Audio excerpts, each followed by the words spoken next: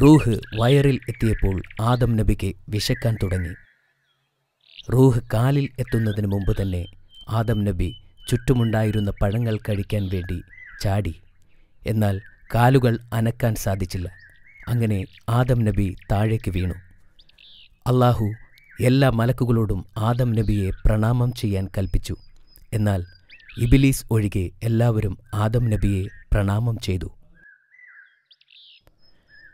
എന്നെ ഉണ്ടാക്കിയത് തീ കൊണ്ടാണ്, അതുകൊണ്ട് ഞാൻ തന്നെയാണ് ആദമിനേക്കാൾ കേമൻ എന്ന് ഇബ്ലീസ് അവകാശപ്പെട്ടു. അല്ലാഹു ഇത് കേട്ട് കോപാകുലനായി. അല്ലാഹു ഇബ്ലീസിനെ സ്വർഗത്തിൽ നിന്നും പുറത്താക്കി. ആ നിമിഷം തൊട്ട് ഇബ്ലീസ് ശൈത്താൻ എന്ന് വിളിക്കപ്പെട്ടു. അവൻ നരകത്തിലേക്ക് അയക്കപ്പെട്ടു.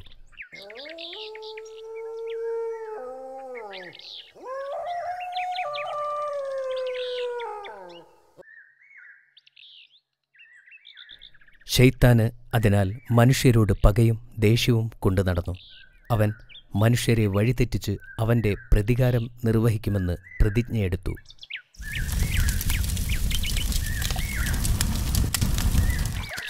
അല്ലാഹു പിന്നീട് ആദം നബിക്ക് സ്വർഗത്തിലെ എല്ലാ ജീവജാലങ്ങളുടെയും പേരുകൾ പഠിപ്പിച്ചു. സിംഹം, ആട്, ഒട്ടകം, ആന, പ്രാവ്, മയിൽ തുടങ്ങി എല്ലാ ജീവികളുടെയും പേരുകൾ പഠിപ്പിച്ചു. അവിടെയുള്ള ഏത് പഴങ്ങളും കഴിക്കാൻ ആദം നബിക്ക് അനുവാദം നൽകി. ഒന്നൊഴികെ ജ്ഞാനത്തിൻ്റെ പഴം കഴിക്കരുത് എന്ന് അല്ലാഹു ആദം നബിയോട് കൽപ്പിച്ചു. അത് വിലക്കപ്പെട്ട കനിയാണ്. ആദം നബി സ്വർഗത്തിലെ ജീവിതം വളരെയധികം സന്തോഷത്തോടെ ആസ്വദിച്ചു. ഒന്നൊഴികെ ഏതു പഴവും കഴിക്കാൻ സ്വതന്ത്രനായിരുന്നു ആദം നബി.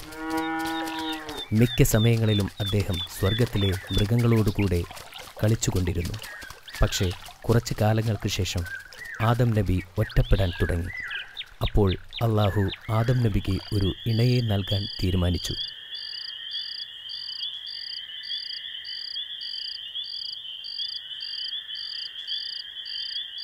അന്ന് ആദം നബി ഉറങ്ങുമ്പോൾ ലോകത്തിലെ ആദ്യ വനിതയെ അല്ലാഹു സൃഷ്ടിച്ചു. ഉറക്കമുണർന്ന ആദം നബി തൻ്റെ ഇണയെ കണ്ട് സന്തോഷവാനായി. അദ്ദേഹം അവൾക്ക് ഹൗവ എന്ന് പേര് വിളിച്ചു. അവർ കുറേക്കാലം സ്വർഗത്തിൽ സന്തോഷത്തോടെ ജീവിച്ചു. ശൈത്താൻ അപ്പോഴും മനുഷ്യരോട് പകയും കൊണ്ട് നടന്നു.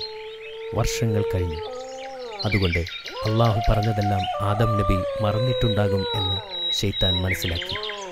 അവരെ കൂടി സ്വർഗത്തിൽ നിന്നും പുറത്താക്കാൻ ശൈത്താൻ പദ്ധതിയൊരുക്കി. ശൈത്താൻ സ്വർഗത്തിലെത്തുകയും ആദം നബിയെയും ഹൗവ ബീവിയെയും വിലക്കപ്പെട്ട കനി കഴിക്കാൻ പ്രോത്സാഹിപ്പിച്ചു.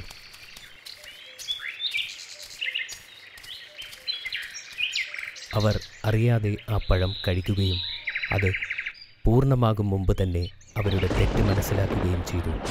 അവർ കുറ്റബോധം കൊണ്ട് വിഷമിച്ചു.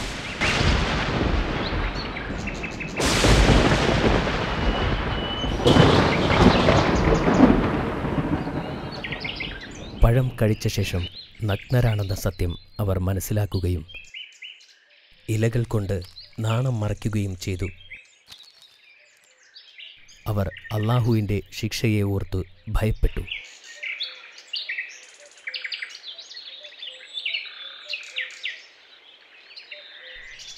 ഇത് അറിഞ്ഞ നിമിഷം അല്ലാഹു കോപാകുലനാകുകയും അവരെ സ്വർഗത്തിൽ നിന്നും പുറത്താക്കുകയും ചെയ്തു.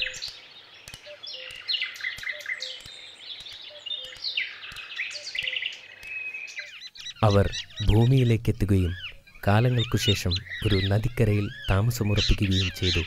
അദ്ദേഹം സ്വന്തമായി താമസ സ്ഥലം നിർമ്മിക്കുകയും കഷ്ടപ്പെട്ട് പണിയെടുക്കുകയും ചെയ്തു. വർഷങ്ങൾക്ക് ശേഷം ഹൗവ ഇരട്ടക്കുട്ടികൾക്ക് ജന്മം നൽകി. ഒരു ആൺകുട്ടിയും ഒരു പെൺകുട്ടിയും.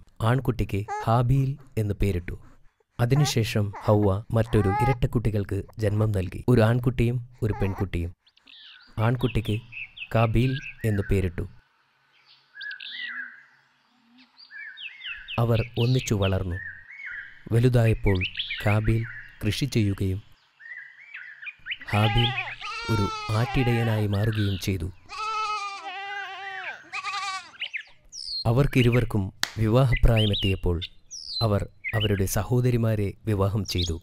കാരണം അന്ന് ഭൂമിയിൽ വേറെ പെൺകുട്ടികളില്ലായിരുന്നു.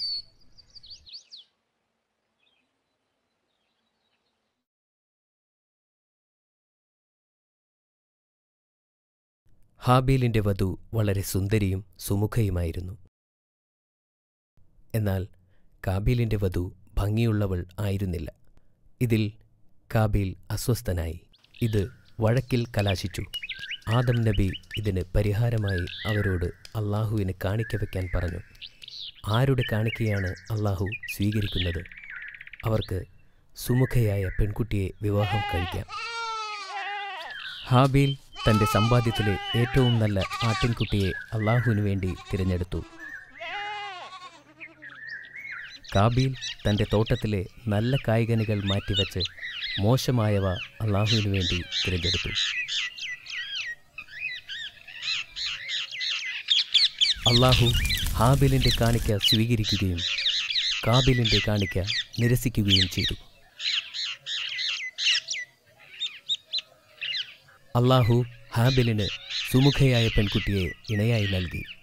എന്നാൽ കാബിലിന് ഇത് ഒട്ടും സഹിക്കാനായില്ല. കാബിൽ ഹാബിലിനെ കൊല്ലാൻ പദ്ധതിയിട്ടു. ഒരിക്കൽ ഹാബിൽ വീട്ടിലെത്താൻ വൈകിയപ്പോൾ ആദം നബി കാബിലിനെ അന്വേഷിക്കാനായി പറഞ്ഞുവിട്ടു. കാബിൽ ഹാബിലിനെ അന്വേഷിച്ച് പുറപ്പെട്ടു. ഒടുവിൽ ഹാബിലിനെ കണ്ടുപിടിച്ചു. കാബിൽ അപ്പോഴും കോപാകുലനായിരുന്നു. അവൻ ഹാബിലിനോട് പറഞ്ഞു, നിന്റെ കാണിക്ക സ്വീകരിക്കപ്പെട്ടു, എൻ്റേത് നിരാകരിച്ചു. അത് കേട്ട് ഹാബിൽ പറഞ്ഞു, അള്ളാഹു അവനെ ഭയപ്പെടുന്നവരിൽ നിന്ന് മാത്രമേ കാണിക്ക സ്വീകരിക്കുകയുള്ളൂ. ഇത് കേട്ട കാബിൽ കോപം കൊണ്ട് കത്തിക്കേറി. അവൻ അവിടെയുണ്ടായിരുന്ന കല്ലുകൊണ്ട് ഹാബിലിനെ ആക്രമിച്ചു. ഹാബിൽ കാബിലിനേക്കാൾ ശക്തനായിരുന്നു. എങ്കിലും ഹാബിൽ പറഞ്ഞു, നീ എന്നെ കൊല്ലാൻ ശ്രമിച്ചാലും ഞാൻ നിന്നെ ദ്രോഹിക്കാൻ മുതിരില്ല. കാരണം ഞാൻ അള്ളാഹുവിൽ ഭയപ്പെടുന്നു. ഇത് കേട്ട കാബിൽ ഒരു കല്ലുകൊണ്ട് ഇടിച്ച് ഹാബിലിനെ കൊന്നു. ഹാബിൽ മരിച്ചു കഴിഞ്ഞപ്പോൾ കാബിൽ പരിഭ്രാന്തനായി. ഇനി എന്തു ചെയ്യണം എന്നറിയാതെ വിഷമിച്ചു. അവൻ അത് മറച്ചുവെക്കാനുള്ള ഉപായങ്ങൾ ആലോചിച്ചു. അവൻ ഈ ശവശരീരം എവിടെ ഒളിപ്പിക്കണം എന്നാലോചിച്ച് പരിഭ്രാന്തനായി. അങ്ങനെയിരിക്കെ 2 കാക്കകൾ വഴക്കുണ്ടാക്കുന്നത് കാബിൽ ശ്രദ്ധിച്ചു. അതിൽ ഒരു കാക്ക ചത്തുവീഴുകയും ചെയ്തു.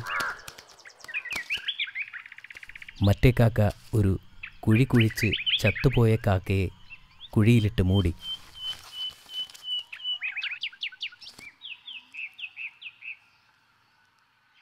ഇത് കണ്ട കാബിൽ ഹാബിലിൻ്റെ ശരീരം അതുപോലെ മറവ് ചെയ്തു. തെറ്റ് ചെയ്ത ശേഷം കാബിൽ പശ്ചാത്തപിച്ചു. അവന് സ്വന്തം കുടുംബത്തിലേക്ക് ഇനി തിരിച്ചു പോകാൻ കഴിയില്ലെന്ന് മനസ്സിലായി. അപ്പോഴേക്കും കാബീലിൽ ശൈത്താൻ വിജയം വരിച്ചിരുന്നു. ആദം നബിക്ക് തൻ്റെ മക്കൾക്ക് സംഭവിച്ചതിനെപ്പറ്റി അറിയാൻ സാധിച്ചു. അദ്ദേഹത്തിന് തൻ്റെ 2 ആൺമക്കളെയും നഷ്ടപ്പെട്ടു. അതിൽ അദ്ദേഹം വിലപിച്ചു. മറ്റു മക്കളെ അദ്ദേഹം ഉപദേശിക്കുകയും ചെയ്തു. കാലങ്ങൾ കഴിഞ്ഞു. ആദം നബിക്ക് ഒരുപാട് സന്താനങ്ങൾ പിറന്നു. ആദം നബിക്ക് വയസ്സാവുകയും ചെയ്തു.